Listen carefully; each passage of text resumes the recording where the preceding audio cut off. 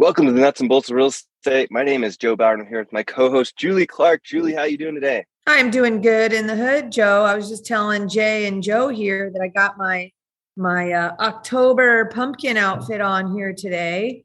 A little bit of not sure if I'm going to freeze, so I threw on this jacket and I thought, hey, let's go with the seasonal festivities. So here I am. Here I am, guys. And we're gonna talk about some exciting stuff today, which is the economy. Some of you may find it exciting, but it's a necessary evil here. And we have our man Jay Scott, who is the most eloquent person that we know that can actually tell us what's actually going on and what we might expect here for the rest of 2022 and the big news on what we can expect for 2023. So welcome, Jay. How are you? Thank you. I am doing well. And I think you just set the bar really high for a topic that nobody really has any idea for certain what's going on, but I'm certainly happy to give my thoughts and throw out some data.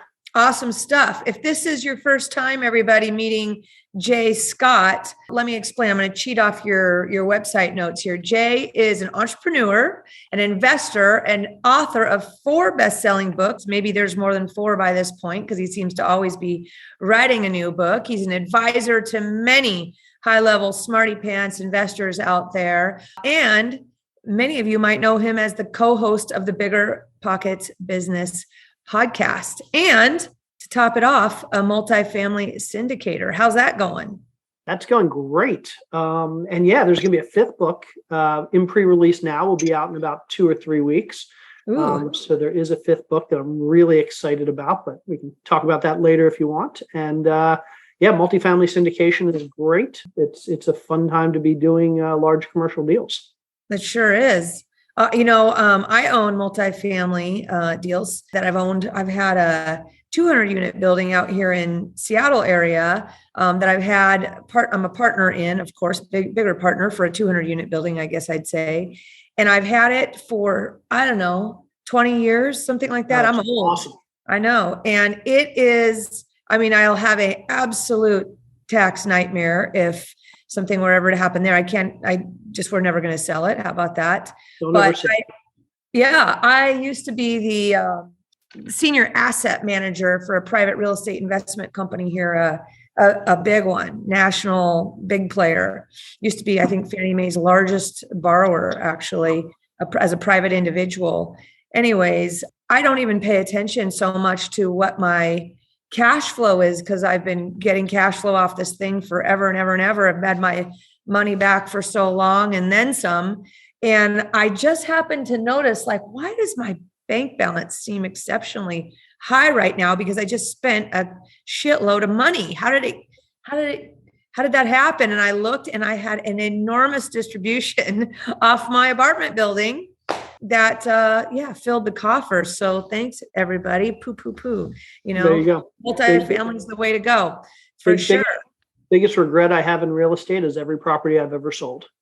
Exactly. Yeah, we know Tarl real well. And I remember wondering one day, when's he actually going to start buying stuff? And obviously that happened years ago. But for those of you still flipping houses, you better start keeping those and start buying apartments.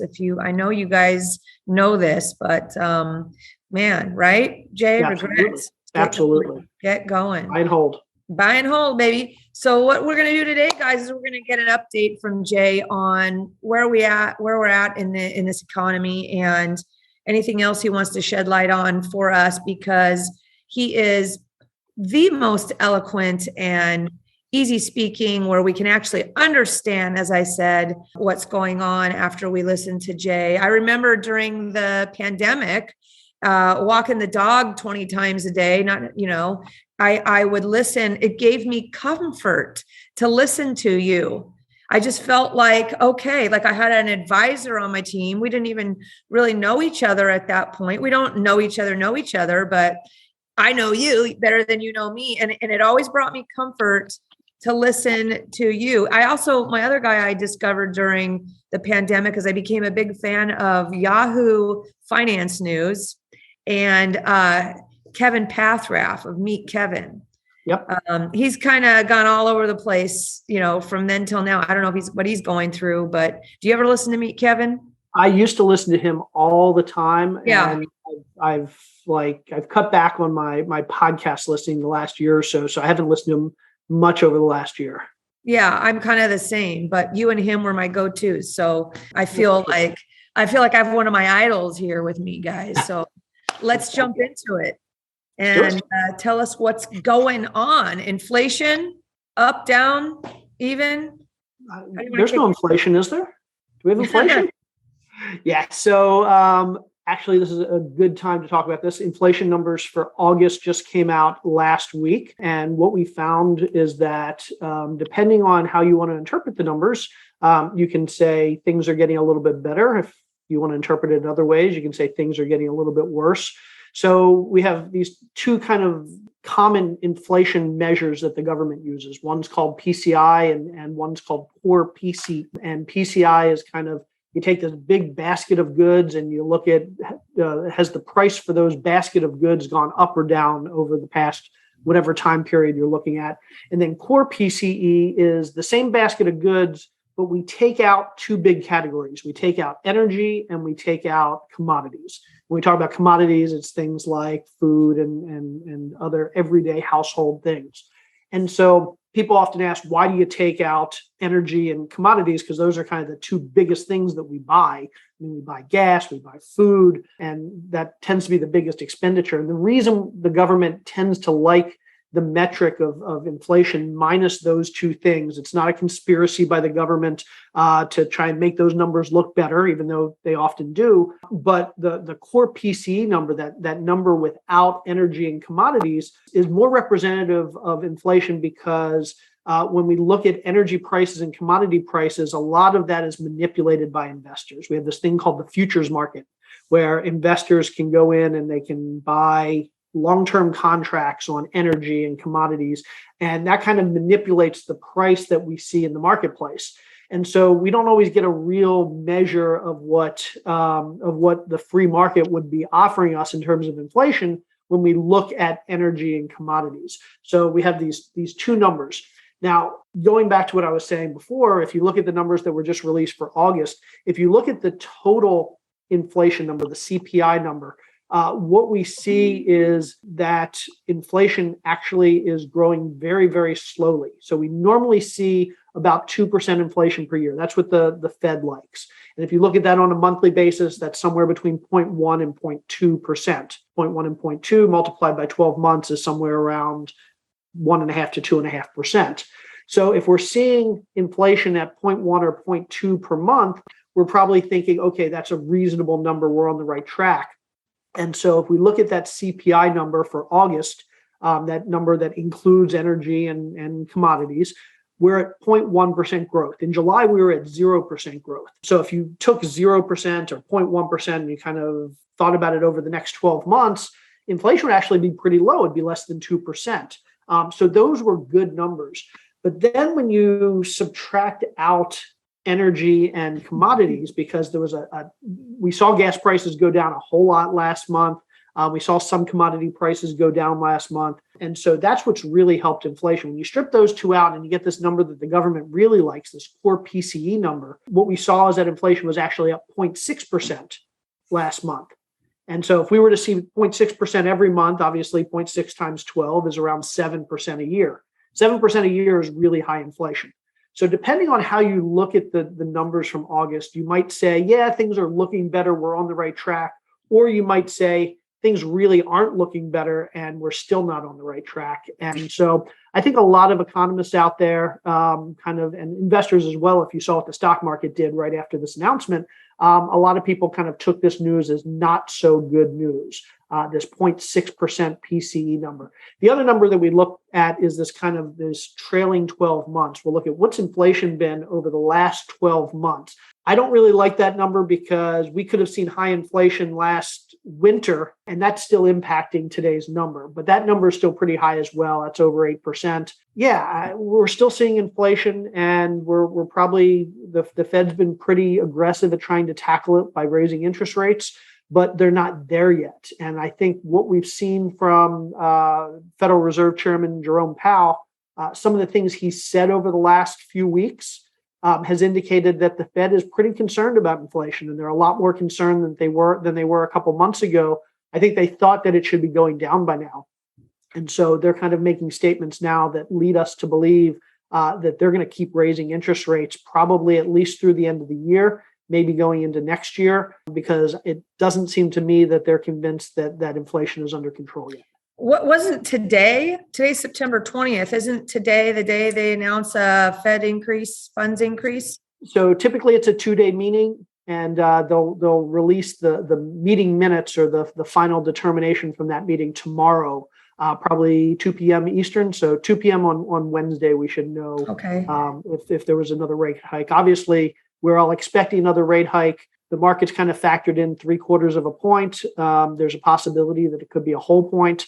I think it's unlikely that it'll be anything less than either of those. Let's clarify for everybody, though, what we're talking about. We're talking about the federal funds rate. We're not talking about your personal interest rates that apply to you out buying a house. That's not a direct correlation. Can you give everybody, I think that's a major misinformation that people just can't seem to grasp or remember, that it's not correlated to your directly, I guess. Yeah. Can you explain that to us? Yeah. So when we talk about interest rates, typically interest rates refer to borrowed money. So whether the Fed's loaning out money or banks are loaning out money or the government's loaning out money, typically when we talk about these rates, we're talking about loaning money for some period of time.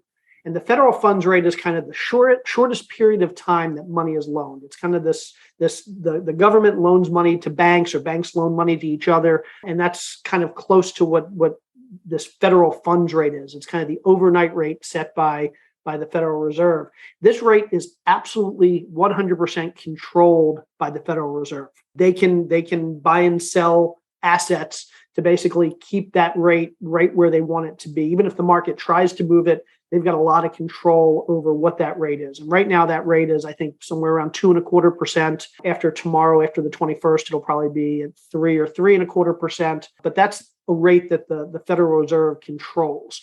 And then we have other rates out there, and these are the longer term rates. So we have what's called 2-year Treasury bond, which is debt that the government sells that you have to hold to get maximum value for 2 years. And there's 5-year Treasury bonds and 10-year Treasury bonds. And basically, the further out you go from that really short federal funds rate, the further out you go, the less control the Federal Reserve has, the more control the market has. So the 2-year Treasury bonds, if anybody's heard that term, the Fed has some control over the 2-year Treasury bonds. They can buy and sell stuff to kind of manipulate that rate. But once you get out to like 5-year Treasury bonds and 10-year Treasury bonds, the Fed doesn't have a lot of control. The market controls that. Investors control that. Even large governments that are buying up and selling U.S. bonds control that. And so when we talk about mortgage rates are not controlled, but are influenced for the most part by these 10-year Treasury rates, these longer term rates that, again, the Fed doesn't have any control over, or very little control over. And so when the Fed raises interest rates, that may or may not impact these longer term rates, which may or may not impact mortgage rates. There are a whole bunch of jumps you have to get to like mortgage rates, which is what we as real estate investors care about. So the federal funds rate influences the 10-year Treasury rate. The 10-year Treasury rate influences mortgage-backed security rates. Mortgage-backed security rates influence mortgage rates. So it's a whole bunch of different rates. But the takeaway is basically, when the Fed raises rates, it doesn't necessarily mean a 1-for-1 increase in mortgage rates. Oftentimes, as rates go up, mortgage rates go up. But any one single hike, when the Fed raised rates in July, mortgage rates actually went down a good bit. And that's because there was a whole bunch of uncertainty around the Fed raising rates, which scared investors. When investors get scared, they start doing these things that kind of manipulate rates. And as soon as the Fed announced that the rate was raised, suddenly all the not having information, all the volatility, all the unknowns went away. Right. It's like it's the risk of the unknown. Exactly. Right. And once you know it, then you settle back down. Right. And so what we've seen over the last 2 weeks is that mortgage rates have jumped up a whole bunch, even though the Fed hasn't raised interest rates. What I expect tomorrow is once the Fed raises interest rates, especially if it's a 3/4 point raise, which is kind of on the low end, the market's going to calm down. Everybody's going to realize, okay, we have some certainty, at least for the next month or two, and we'll probably see mortgage rates drop, even though interest rates have gone up. Right. Yeah. I was looking, do they meet every single month? I'm looking at the dates that I found. So the next federal funds rate increase timeline would be November 1st, it looks like, after. Yeah. So there are 3 more meetings this year where rates can be changed. One, again, is started today, the 20th of September, and we'll finish tomorrow. And then there are 2 more, I think, November and December. So it's possible that we'll see up to 3 more rate hikes this year, and we probably will see interest rates around 4% by the end of the year. And that's the federal funds rate. Federal funds rate. Yeah. So we could see, I don't think we're going to see a 1-for-1 increase between the federal funds rate and mortgage rates. I think if we see the federal funds rate go up another 2 points by the end of the year, we might see interest rates go up another point. So we could be at 7% interest mortgage rates by the end of the year. That I'm going to save log this in your head for later, Jay. But what I'm hearing some of my mortgage buddies talk about is this SOFR rate. And there's this progressive loan tied to the SOFR, which is the overnight, how do you say it, overnight funds rate, secured overnight funds rate. Yep. Well, I'm going to ask you about the definition maybe of the difference between that and the federal funds rate a little bit better, but let me back it up for a second. So this entire interest rate, the reason this is going on, the tail that is wagging the dog is the inflation. And Jerome Powell's desire that is stated everywhere, time and time and time again, to keep the inflation number more at like 2%, right? Yep. And so until he can get to the 2%, he's going to keep probably increasing rates, the federal funds rate, and then however we just explained that trickles down backwards to the interest rates that you see in your borrowed money. So, and then word that I understand, again, you're the pro here, is that in regards to whether inflation is being tapered or not, you would describe to us the different, indexes or whatever on how we're measuring that. But is there some talk out there or some stuff that went on that initial rate increases that they did when the inflation started to spike didn't put the dent into the inflation that they were hoping? And that's an issue so they're going to have to get more aggressive, or what's the story?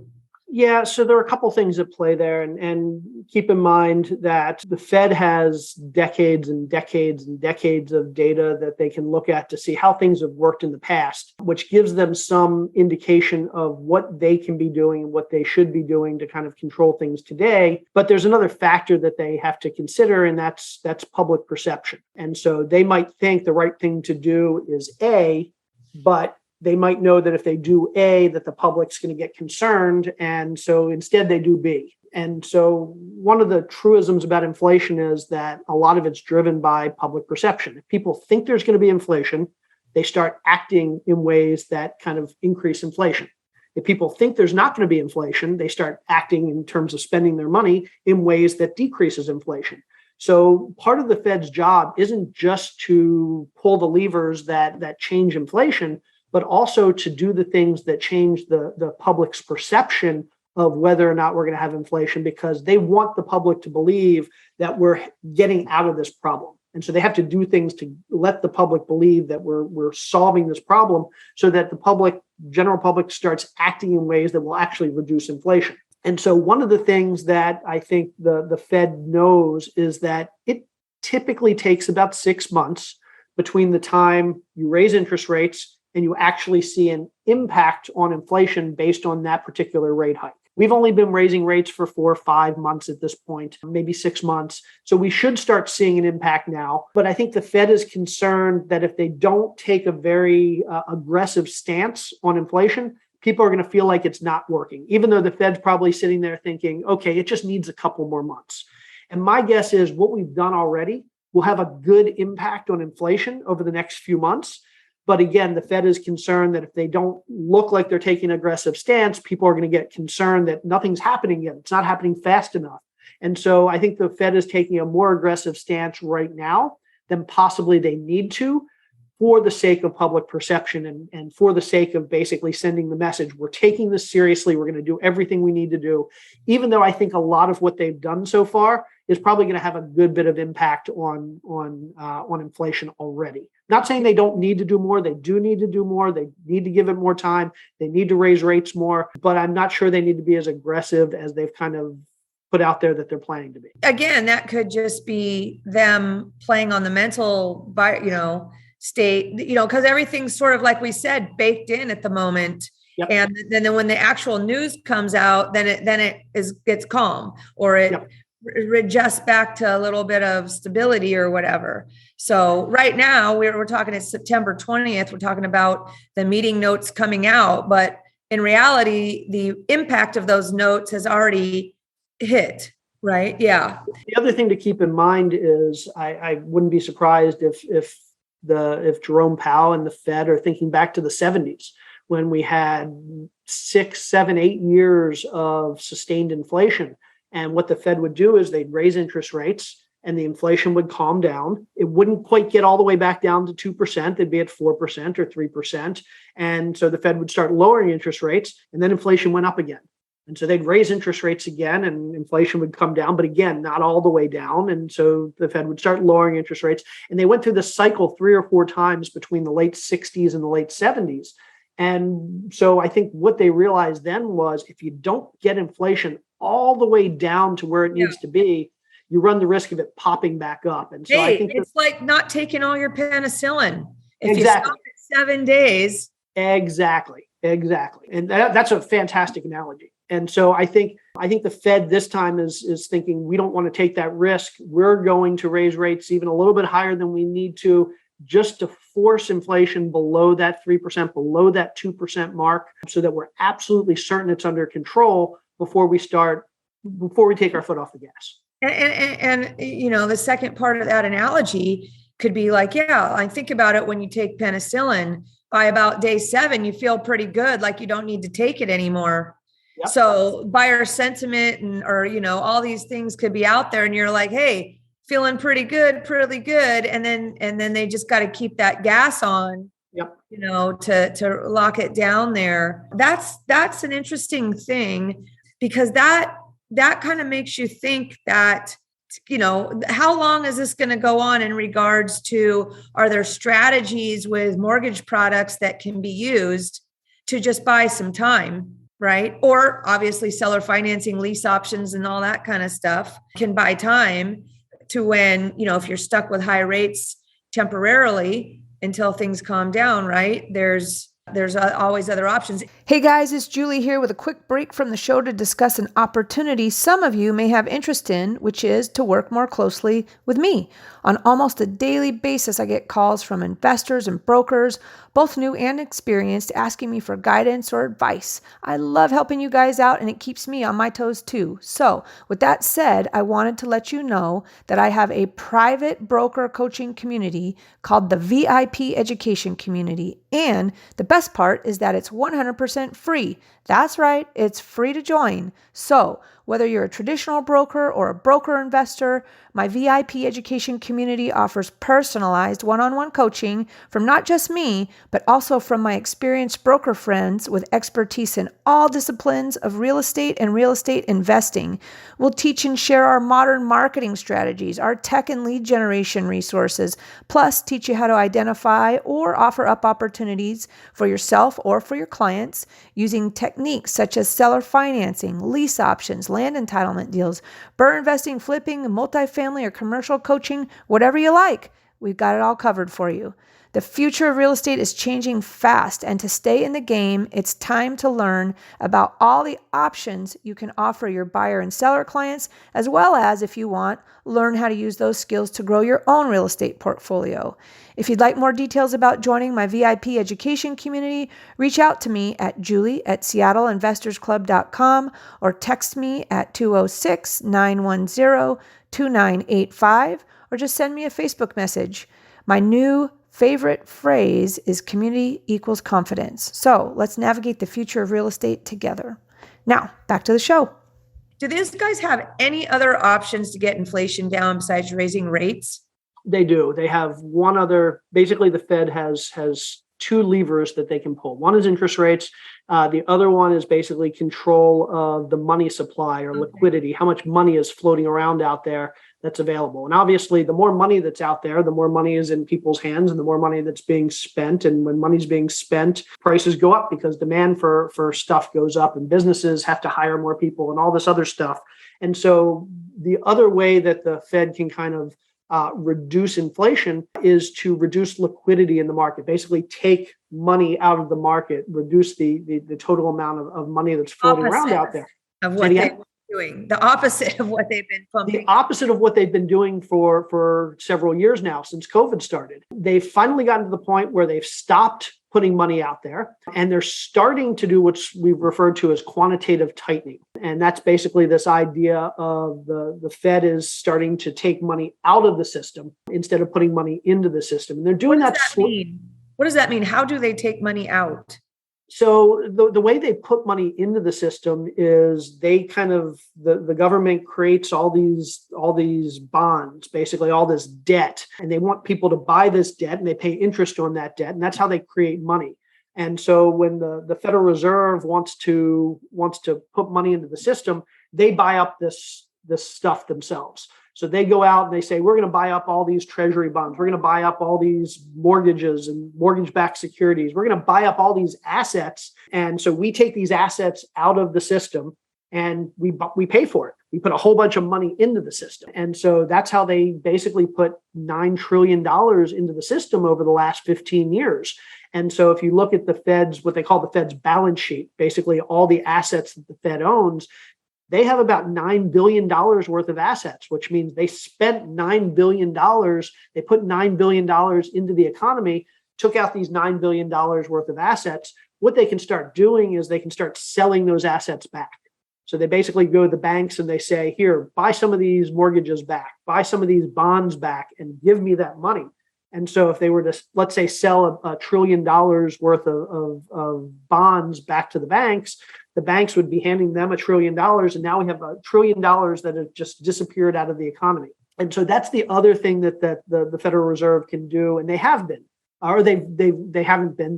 They've said that they're going to. They were supposed to start in June and then July, and they've done it a little bit, but not a lot. But I suspect over the next 6 to 12 months, they're actually going to start selling off some of these assets and taking liquidity out of the economy.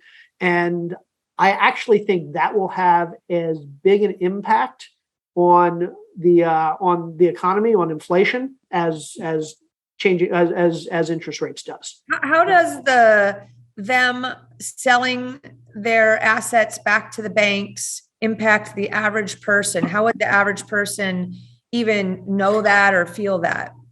They wouldn't, but when banks have to spend $1 trillion out of their reserves in aggregate, not one bank, they have less money to lend. Bank can only lend based on the amount of money they keep in reserves. And so if they have less in reserves, they can't lend as much. And so when they're lending less, there's less money that's going out into the market. Basically, I think the rule of thumb is something like for every $1 trillion that the Fed sells back into the market, that's equivalent to about a 1/4 point rate hike. So you could see if the Fed were to sell off all $9 trillion, which they're not going to do anytime soon, but if they were to sell off all $9 trillion and take $9 trillion out of the economy, that would be the equivalent of like a 2.5% rate increase, which would be doubling interest rates today. So that's actually a pretty strong or a pretty good way for the Fed to again impact inflation without raising interest rates. But it does have an impact because it takes money out of the economy, and it makes it harder for people to get loans, and people have less money and businesses have less money. And so it's not something that they do lightly. Good stuff, man. So boy, what do you think? So if you were going to be, well, let's talk about this SOFR rate that is kind of a buzz right now. I feel that, I don't know if a lot of people I'm hearing it on the ground here. And those are adjustable rate mortgages that have a progressive rate increase tied to the SOFR. that have a cap and so forth. This is more common in the commercial space, but we also see this rate used in the residential space for adjustable rate mortgages. So SOFR is, if anybody's ever heard of this term LIBOR, LIBOR, that's a rate that the government used to use to kind of set fluctuating rates for mortgages. And then rates are based off the LIBOR plus the bank adds a spread on top. It's like their correct benchmark to add their spread on top. Correct. SOFR, SOFR, is just the new LIBOR. So a couple years ago, basically, the government replaced that LIBOR number with a SOFR number. So we now talk about SOFR, which is kind of this, again, it is a rate that the Federal Reserve sets themselves. They control it completely. They can raise it, they can lower it. And typically, when you get an adjustable rate mortgage, your adjustable rate is set as some percentage over that SOFR, that SOFR rate. So today, the SOFR rate is somewhere in, I think, the 2 or 2.25% range. I haven't looked in a couple of weeks, but it's somewhere in that range, maybe even 2.5%. The spread, the percentage that you typically pay over that. So in the multifamily loan world, in the commercial multifamily world, we're seeing a spread of about 4.5%. So every month, if I were to go out and get a $20 million loan on an apartment complex right now, I'd be paying probably for an adjustable rate mortgage 4.5% over the SOFR rate. And so if SOFR today is, let's say, 2.25, 2.25, that means that my total rate is probably 6.75%. And if SOFR goes up to 3% next month, then my rate goes up to 7.5%. So SOFR plus 4.5. And that SOFR rate's continually changing. And my mortgage payment is going to be based on whatever that SOFR rate is, plus my percentage, 4.5% in this during example. your adjustable period. If you were on a stabilized permanent loan, it'd be based off what, the 10-year? Yeah. So if it's a fixed rate loan, then it's whatever mortgage rates are at that point. And it's somewhat tied to the 10-year. It's tied to mortgage-backed securities. But whatever that number is. So these days, that fixed rate number is somewhere in the 7%, and the SOFR number is somewhere in the 7, or the SOFR, the adjustable is somewhere in the 7%, but the fixed rate is fixed. Could be for 5 years or 10 years. That's never going to go above 7%. This SOFR rate is likely to go up over the next several months. The smart people that I follow are saying SOFR will probably be at 4%.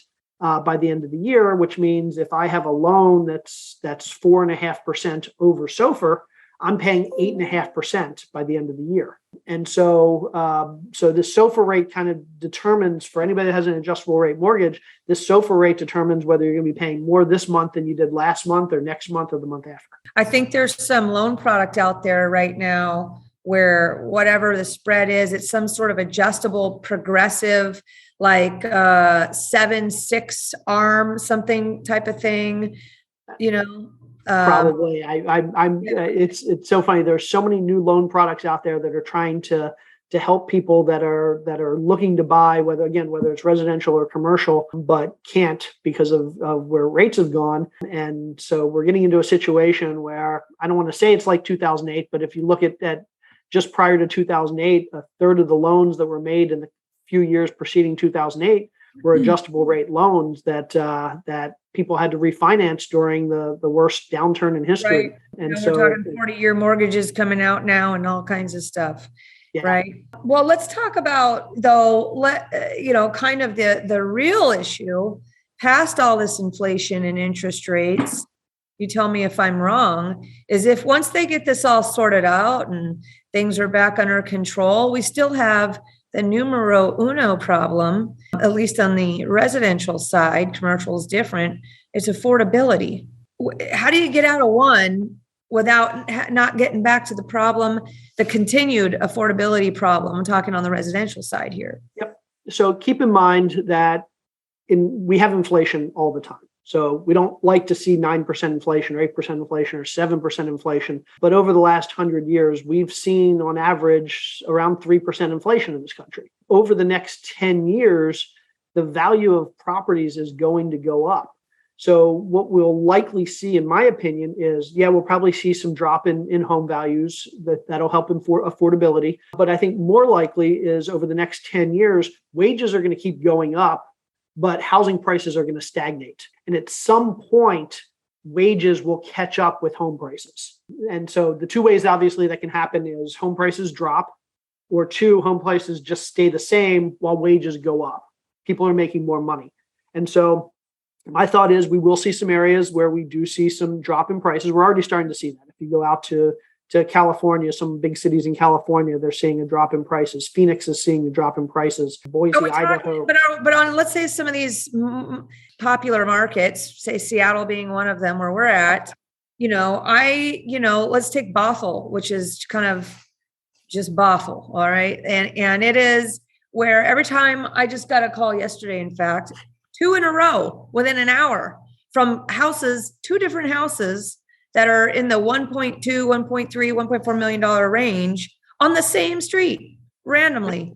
And every time I see that, I go, Bothell, to me, because that means there's going to be a shitload of houses for sale. They're going to be completely unrealistic about the value they think it is, because the values are down, I'll say 15% in Bothell. But are they really? Or are they just really down 10% off the peak and then really just only down 5%? My opinion, I guess the peak is the peak. I feel like we hit the peak, here in last quarter of last year to really the first quarter of 2022.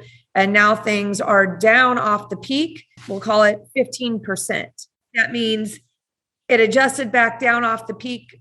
If I knock 10% off for that, and then I have a real down of an extra 5%. Does that make sense? That's how my brain's working. Yeah, I think too many people are focused on one number when there's a whole lot of numbers we need to be looking at. Let me give you an example. Let's say you're in a market where the average home price last year right now is $1 million. And over the next 6 months, there's only one house that sells, and it sells for $500,000. It's the only house that sold. Nobody else needed to sell. Nobody else did sell. One house sold for $500,000. Has the market dropped by half in that market? No, probably not. Nobody's going to say one sale. Nobody's going to say that one sale makes a market. That's right. And so if we see a lot of sales, if we see that there's 6 months worth of inventory and things are regularly selling and everything's selling at half price, then we can say the market's dropped by 50%. But if one house sells, that could have just been one really desperate seller, one non-arm's length transaction. And so I think what we're seeing in a lot of these markets is we're seeing the most desperate sellers starting to sell for below market or below what was market a few months ago. And so it's easy to say, hey, prices are dropping. But if you look at the actual number of sales, you look at the amount of inventory, it's very low. Most people aren't being forced to sell. There might be a lot of inventory out there of people who would love to sell because they saw that they just missed the peak, but they're not being forced to sell. And so unless they're forced to sell, when people are just kind of sitting on houses, there's no transaction volume, nobody's buying, nobody's selling, it's hard to say that the market's really moving. And I have a feeling that that's what we're going to see over the next 6 to 12 months, is that there are going to be a lot of people out there who might be happy to sell, but they're not desperate to sell. It's not going to be like 2008, where people are coming due on adjustable rate mortgages. People are losing their jobs yet. People are going through foreclosures. I don't see that happening anytime in the next few months. So we might see a few sales of desperate sellers that are below where things were a few months ago. It might look like values are dropping, but I don't think that's a true representation of where values are in many of these markets. I hear you. So what do people do? I feel like there's a pickle, right? So interest rates are high. Obviously, if you can get a deal right now while interest rates are high, you refinance later, right? I think the scarier thing is that, like, once interest rates settle down to whatever the number is people think are considered it to be settled down at, if you quit buying right now, you're going to be back to that. You're saying that you think that appreciation will taper or will increase more slowly than it was. Why is that? Why do you think that? Simply because wages are going to be increasing. Yeah. So I think wages need time to catch up. Right now, we do have an affordability problem. We're pretty, in terms of affordability, we're pretty close to where we were leading into 2008. 2008, that problem was corrected by a major crash, values dropping.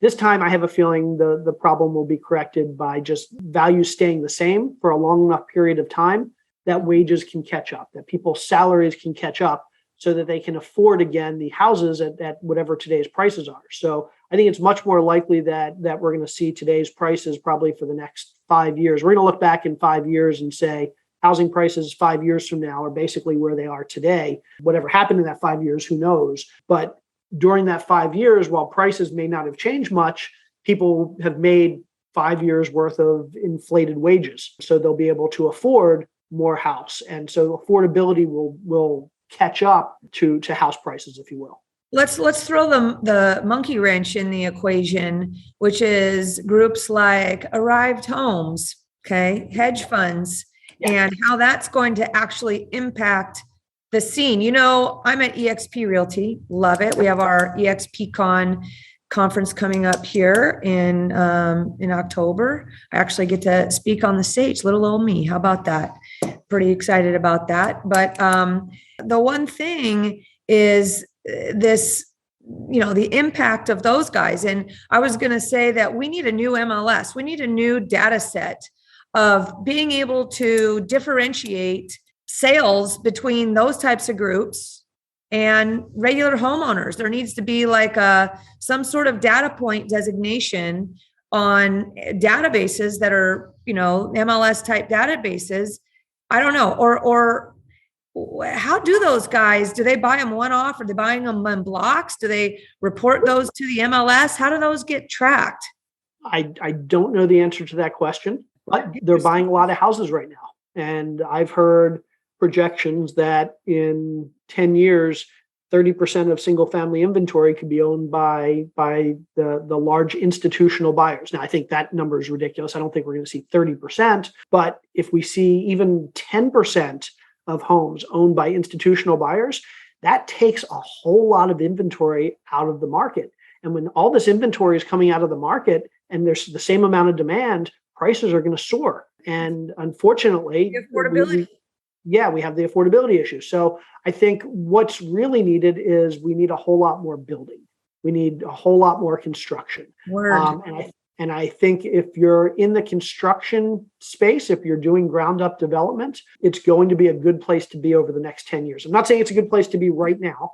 I think it's not a good place to be right now with inflation where it is and the economy where it is. But over the next 10 years, I think developers are going to make a whole lot of money. You know, what's interesting also, I don't know if you've heard about this novation wave hitting the country, which is, you know, how wholesaling was the buzz, you know, 15 years ago or whatever. And everybody and their brother over the last 15 years became a wholesaler. Well, now the top wholesalers in the country, the collective genius type guys and gals, are now no longer wholesaling. They are novation first companies. Have you heard this? No, what is that? Holy smokies. Well, it could be a good thing, actually, Jay. So what novation is, it means that instead of an investor picking up a property, staying in the middle and wholesaling it to a flipper or a burr person or whatever, they are assigning it. And I think legally, you know, you're still on the hook if that doesn't close. With novation, it's a legal term, right? It just means replacing one contract with another. And the wholesalers are now out there saying, hey, seller, I'll give you $300,000 for that house. The seller says, no, I don't want $3,000, but I'll take $330,000. $330,000 doesn't pencil for any type of investment. They're like, you know what? That doesn't work for our cash model, but it does for our investor concierge platform. And this is how it works. We're experts at disposition, and we work with investors, retail buyers, agents, MLSs. And because we buy and sell so many properties, we're the experts at this, and we have this large network, and we can get you your net number of $300,000 net in your pocket. So essentially consider it like a net listing. Then they work with agents like myself, and they get an attorney in fact signed, a limited power of attorney to sign listing paperwork and purchase and sale agreements. And they have the sellers sign what's called a novation agreement that says, hey, when I find the end buyer, their new contract is going to terminate this contract and replace it with a new contract. And this is what we're going to be doing. Are you cool with that? You can go do it yourself and list it for sale. And the seller says, no, I don't really want to be bothered with that. No problem. We'll handle it for you. And they list now investment properties on the MLS using the novation tactic. And it is basically an investor doing a net listing. Okay. The MLSs allow this. Now, the reason why this is maybe good news for the general public is that instead of these homes getting sold to investors who take them off the market or investors who renovate them into the most expensive blinged out homes that are not affordable, these homes, this inventory is now going back to the general public as affordable housing. So in that way, I like it and I support it. So what that means though, is that's what all the big wholesalers are doing. They call them a novation first company, wholesale second. And I'm supporting of that. I'm trying to work novation partnerships, right? Because there's a little lane and a niche for that fills a need. Why are the MLSs even allowing this to happen, you would think? Well, it's because of all the NAR lawsuits. You can't take away people's rights. And when you tell somebody you're not allowed to do that, seller, we're not going to let you make that decision. You've taken away their right? And now they get back to all their lawsuity stuff. So this is like a new thing that's happening to put, I'll say, affordable housing back in the hands of people, which is nice, while these hedge funds who don't buy those types of properties are going around buying up all these properties around the country. But now I've heard, for instance, in markets like Arizona, that there's so much of this going on with these hedge funds buying these houses. There's vacant houses everywhere that are for rent. And now the rent prices are getting pushed down, kind of like when we had the wave of the overseas buyers come in who didn't really live there, who weren't going to live in the houses and didn't even rent the houses, big vacant neighborhoods. Yep. I mean, I think I get history and watching history, but we have these factors involved in this new world that we live in that are going to impact things. It's kind of like, I can't even think of the job that my kid's going to have because they might not exist right now. That's how I feel kind of, Jay, about predicting all this real estate shit. Like, this stuff hasn't happened before. So how is Arrived Homes and, Blackstone and all these, Invitation Homes out there going to continue to eat up all this stuff? How are we even going to determine what comps are? How do those even get reported? Where's the new MLS of the world? You want to start it? Tech guy, you and me. We're going to put me on the board of your new database that tracks everything, not some shit. Yeah. And I think it'll be interesting over the next 10 years. I mean, we've been talking about it for 20 years now, but are we going to see deregulation in the housing industry with respect to real estate sales? Is NAR going to go away? Is the MLS going to become more distributed and more controlled by consumers than by a large group or many small groups? It'll be interesting to see. I don't think anybody knows. Yeah. How can we let these corporations buy up our country like this? It's, and not have it be, as soon as we get, where people can afford stuff, they're back to not being able to afford it because these guys are buying this stuff up, and even in places where the homes are more affordable, right? I mean, I don't know how it works on the coasts where we're having $1 million homes and things like this, right? Where, it's really fascinating to watch it all go down, in my opinion. And the data nuts like Chris Richter, and those guys, it'd be interesting for somebody to get him. Does he ever come out of his closet? I don't know. Can somebody get that guy? He's actually from Washington here.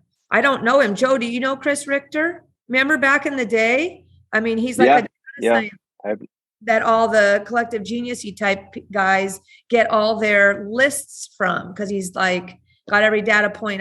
Steve Trang, if you're out there listening on your podcast, or some of you guys that have all these celebrity, hard to find people that can get on your podcast, get Chris Richter on there and see what he thinks about all that and how that's going to impact, things going forward. I find it fascinating. Well, is there anything that keeps you up at night, Jay? Like, what about, we're talking about, how to solve this is let's build more homes. Well, what about wars and supply chain issues, and what keeps you up at night like shit? Does anything keep you up at night on, you're the smart one in the room that knows how to kind of read through the weeds here, but is there anything you're like, ooh, if that were to happen, that'll set us back to the COVID days or the whatever days? I think short of too much regulation, which, don't get me wrong, I'm not opposed to regulation, but I think that too much regulation can really hurt this industry. But short of that, my views are very much, as long as I know the rules of the game, I can adapt. And so what I encourage other people to do is be flexible in this business, know how to pivot if you need to pivot, be aware of what is not necessarily likely to happen, but possible could happen. Be aware of how larger things, bigger things than you are going to impact you, whether it be taxes, whether it's going to be laws and regulation, whether it's going to be world events, whether it's going to be world economic events, whatever it is. Think about how these things might impact you and your industry and what you're doing, and where you should be a year from now, 2 years from now, 5 years from now, to really just leverage the rules as they are. Because I see too many people, they get really, really good at one thing, and then that one thing goes away. So I flipped houses for a long time. I flipped 400 and some houses. And if I were still flipping houses today, I probably wouldn't be very happy. But luckily, I saw that wave of flipping houses coming to an end a few years ago. And I realized that there's going to be other business models that I would need to adopt if I really wanted to stay on the leading edge and still stay profitable. And so what I encourage everybody to do is to really think about where you're going to want to be and need to be a year or 2 or 5 from now, and start making plans for that today. Yeah. What are you? Are you, I mean, you're probably still, or maybe you're removed from that category right now, but what would you tell flippers right now? I mean, I would tell flippers to buy deals that don't necessarily stop flipping, but make sure you have a plan B. Exit plan B. Yeah. And so a perfectly good exit strategy is, I'm going to hold this property as a long-term rental. And so if you can't think of a plan B for your flip, don't flip. I mean, that's always been the advice though, right? There's nothing new about, you guys should always be doing that anyways, that, always have plan B, plan C in place, right?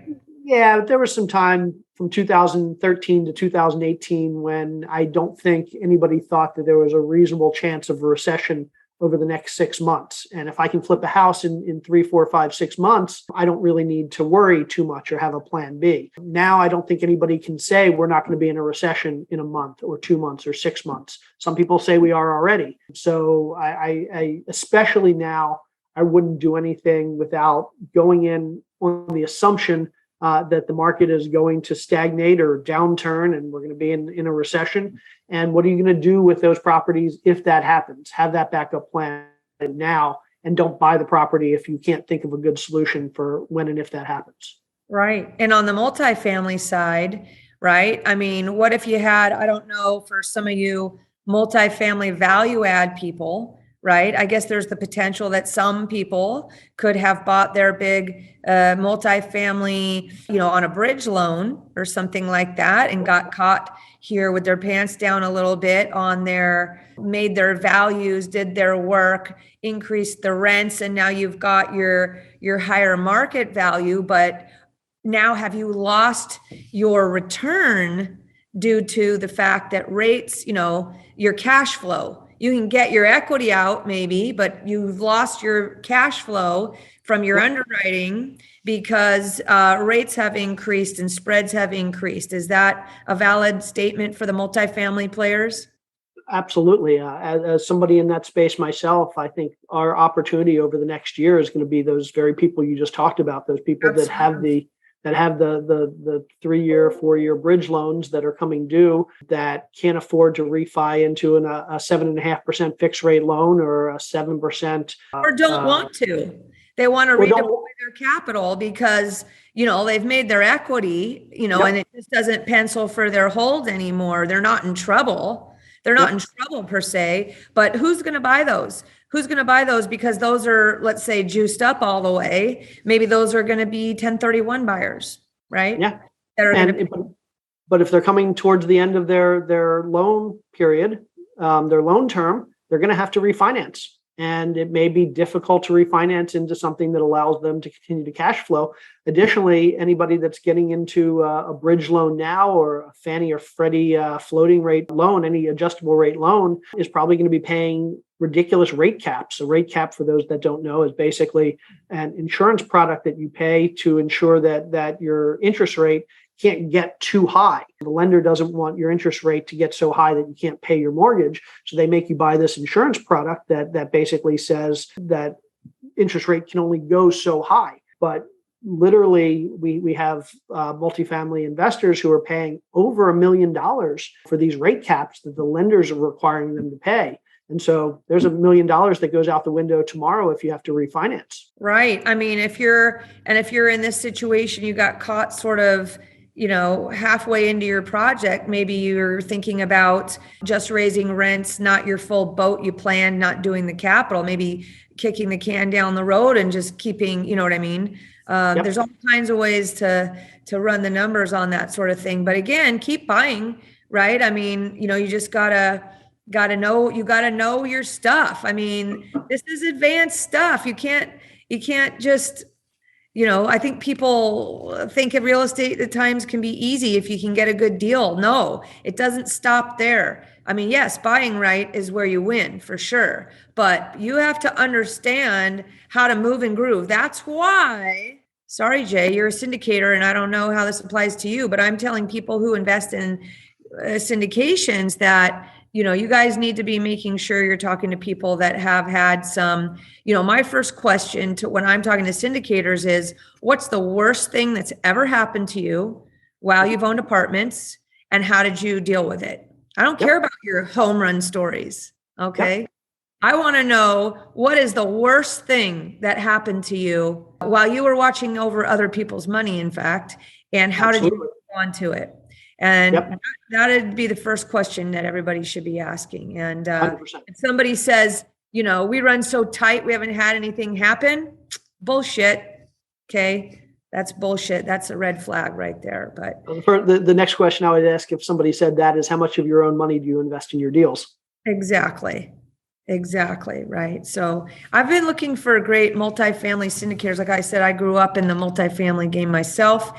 And just because somebody has, is on the talking circuit, not talking about you, of course, Jay, but I'm talking in general. I see so many people that are on the celebrity podcast circuit or on Bigger Pockets and this and that. And they were great at flipping houses and things like that.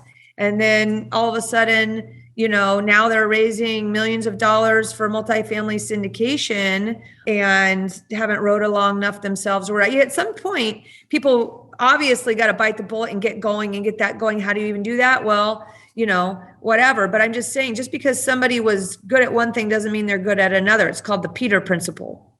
100%. And what we're seeing is so many people have been successful in whatever they've done for the last 10 years. Like you said, that success is not necessarily indicative of their skill set. If you've had 10 great exits in multifamily over the last 5 years, doesn't mean you're great at multifamily. It just means you picked the right 5 years to be investing. So what is the worst that's happened and how did you handle it? And how much of your own money do you have in the deal? And those are the things I want to know, because again, that's going to give me some confidence that when things don't go well, and at some point they won't go well, that you're going to handle it correctly. 100%, right? 100%. And I guess I would also want to know from somebody like, what loans do you have out there and when are they maturing on your portfolio? Yep. I want to know what else your exposure is in your world, right? Yep. And that sort of thing. But super awesome as always. So I'm going to throw it out there. I know you don't have a crystal ball, but what's your prediction on interest rates here as we roll forward into 2023? I think we'll be at 4% by the end of this year. I think mortgage rates will be at 8%, if I had to guess. I think they might go a little bit higher into the beginning of next year. And I think by the middle of next year, we're going to be in a significant recession. maybe even sooner. And I think we'll see interest rates start to come down by the end of next year. As planned, as needed. Yeah, we've had 34 recessions in this country in the last 160 years. So do the math. That's about Here's a what recession. I think about it. You know how like when you're making cold calls and you get, they say you got to make however many calls. Let's call it 50 calls to get, or 100 to get one yes, right? So every time you get that no, you're like, good. One step closer to the yes. Is my analogies today is the pain a little bit, the rate increases a little bit are sort of like, okay, good. One step closer to having it be over. Yep, 100%. Right. And recessions aren't bad. They happen. Bad. We shouldn't stop. We shouldn't try and stop them from happening. We need to tighten up, but otherwise, we just we keep going.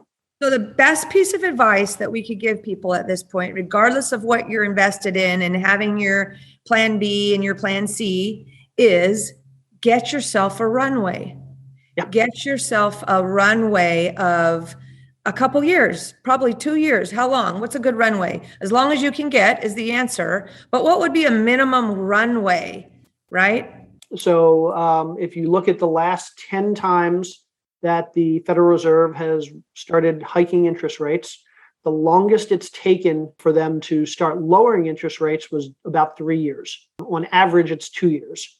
So if you even go by the longest period of time it's taken between interest rate hikes starting and stopping, we started interest rate hikes at the beginning of this year, which means we're absolute worst case 2.5 years from rates going down again. I think it's more likely that we're a year and a half from rates going down again. So give yourself 3 years of runway.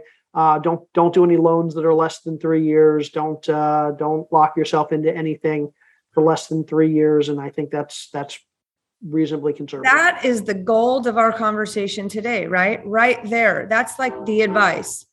Get yourself a runway, buy right now at a great price, and go kick some ass. You guys are going to be, this could be like a super blessing. Buying low with the right runway, you're going to win. I mean, there you go. I'm excited that I got to hang out with you today, you two good looking gents.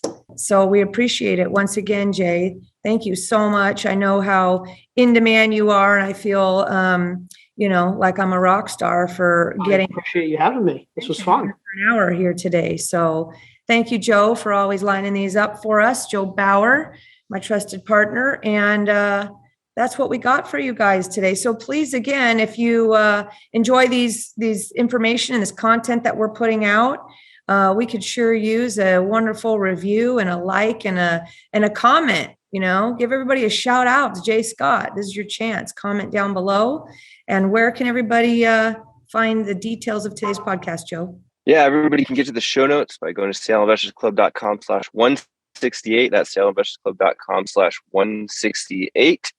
And just real quick, I'd love to hear about Jay's new book if he has time to tell us about it and where people can find that. No, I appreciate that. Yeah. So it's called Real Estate by the Numbers. It's all the math and finance and strategic concepts behind being a successful real estate investor. It is pre-order right now. Bigger Pockets is the publisher. So you can get it in the Bigger Pockets bookstore or on Amazon, or you can just go to numbersbook.com.